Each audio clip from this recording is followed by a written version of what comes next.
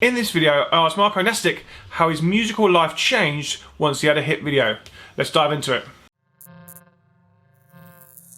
Hey, it's Grahame from Data Transmission, and if this is your first time joining us on YouTube, we give you tips and advice to help you get further as an artist in the music industry. We have 2 videos a week.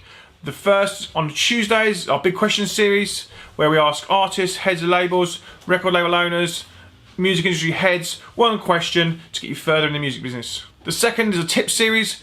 This is normally around Spotify, SoundCloud, Facebook, Instagram, and we go into depth in different subjects. Currently we're on a Spotify series. I'll stick that in the caption. Go and check them out. We've gone through a load of stuff on Spotify. And today we welcome Marko Nastic to the Big Question series. Today on the Big Question, I welcome techno DJ Marko Nastic, and I've got a new question today. I wanted to find out how their musical life changed once they'd had a hit record.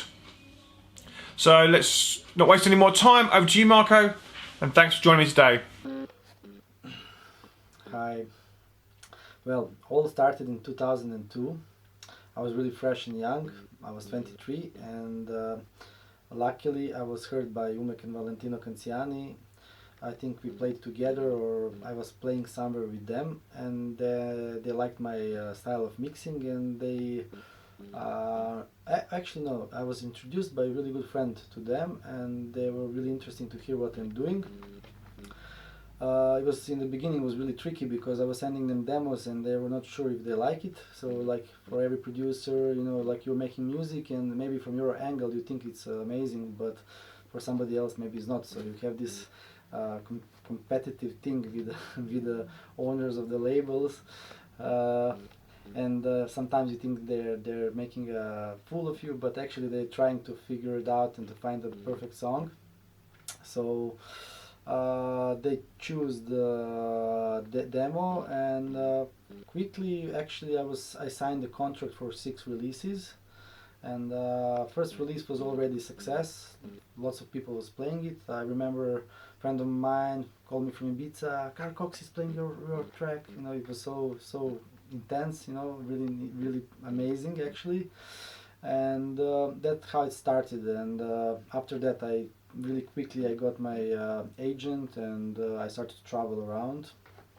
This was the first recycle loops I done. It was like for me still my baby. And my style changed during the years. Lots of people connect me with the tribal techno, but I produce lots of different stuff. And what can I say more? Don't lose your faith. You always do what you like and believe in that, and it's going to happen. Thanks again for joining me on the Big Questions today. I hope you got some value out of Marko. If you did, please share it with other DJs.